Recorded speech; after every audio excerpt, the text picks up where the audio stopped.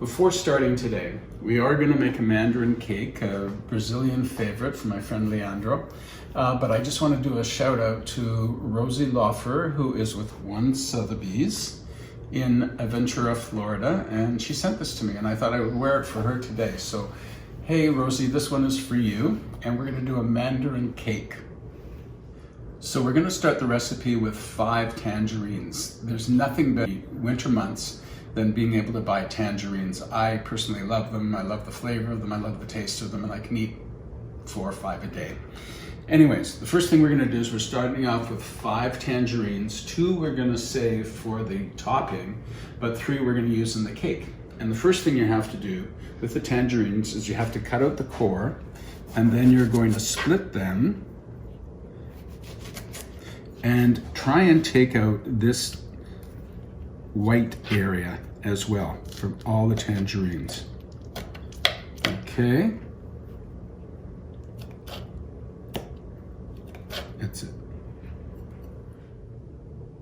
So we're working with seedless tangerines, remember that.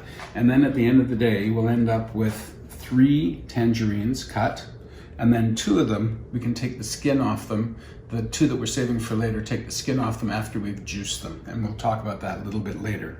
But this is what you're gonna end up with. So this is the pulpy, hard end, the white from inside the tangerines, okay? So here's the 3 tangerines plus the leftovers from the 2 that we've juiced. And we're gonna talk about those when we talk about the topping. And we're gonna put them in the blender. Cover it.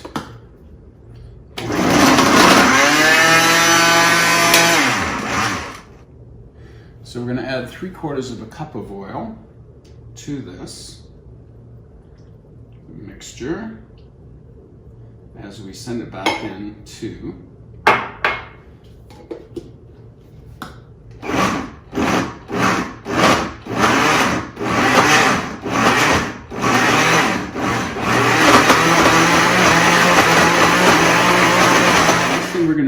is we're going to add, we've added the oil, we're going to add 4 eggs, 1.5 cups of sugar, and 2.25 cups of flour at the end. So once we've mixed it for 4 minutes, what we're going to do is take this mixture and we're going to put it in a big bowl.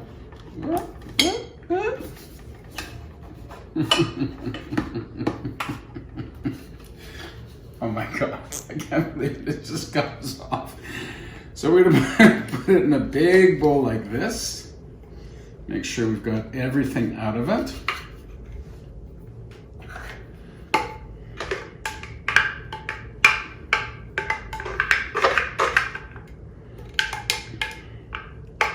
And then we're going to add 2.25 cups of flour and mix that in, okay? So I'm going to try and add the 2.25 cups of flour very slowly to the mixture, okay? And I can tell you right now, the smell is incredible. So let's get this all nicely mixed in to the cake mixture. Wonderful. So 2.25 cups of flour. And bit by bit we add more. Okay. We've added all the flour. And now the last thing we're going to add to the mixture and make sure it's all well in is baking powder. Okay? And we are going to add in 1 tablespoon of baking powder. And here we go, the last mix.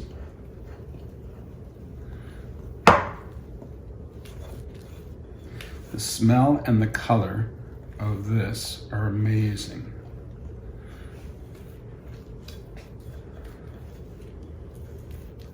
So make sure we get everything off the sides and off the bottom and that it's really well mixed.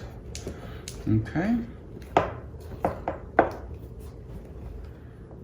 last but not least, we are going to transfer this wonderful mixture into a pan that has been buttered and it has been floured. Okay, so we've done flour and butter. And we're just going to transfer it as well. Let's see if I can do it nicely. As we turn it, it's a little bit a coordinating mystery how you do this without making an absolute mess all over the place. However, I do messes very, very well.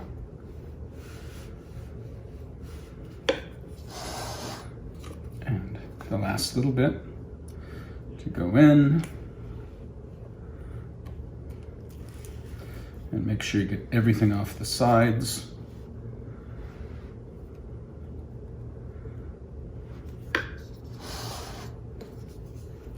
And you're about to have a wonderful mixture.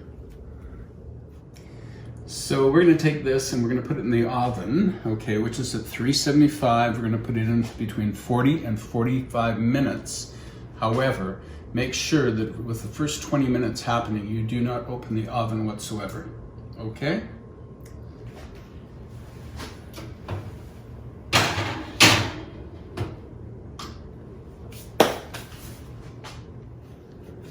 I'm heating up the sugar here, and slowly, slowly, slowly, I'm going to start adding a tiny bit of water.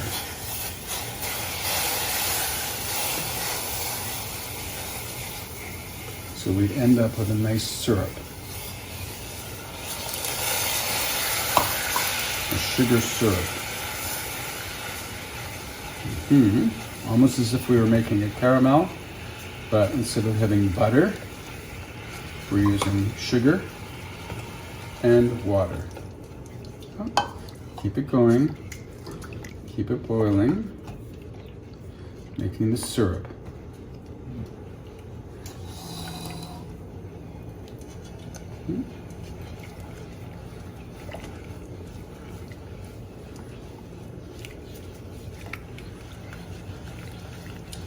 So it's become a nice syrupy water mixture.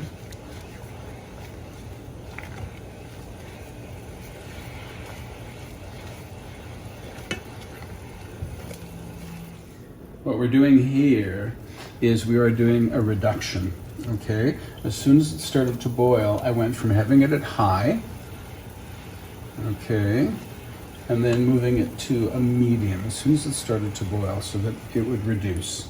And slowly, slowly, I'm going to add in the tangerine juice. Not all at once because you don't want it to stop boiling. I'm going to keep it. Oh my God, the smell is so wonderful. And it's starting to thicken up a bit. And this is really not necessarily an icing so much, again, as it is a glaze that we're going to add to the cake at the end. Just dripping it in, back up to high until it boils again. Here we are again, we're reducing this mixture to a glaze by, oh, you can see it turning beautiful yellow, orange, and keeps on reducing, and that's sugar, water, and the juice of 2 Mandarin oranges.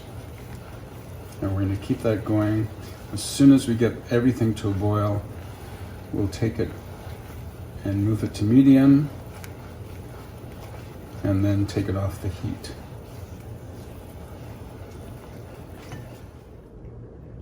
Well, at the end of the day, it looks like this got a little bit too brown, but it looks delicious.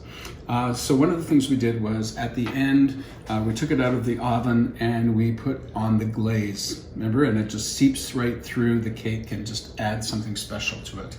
So next step, of course, is to cut it.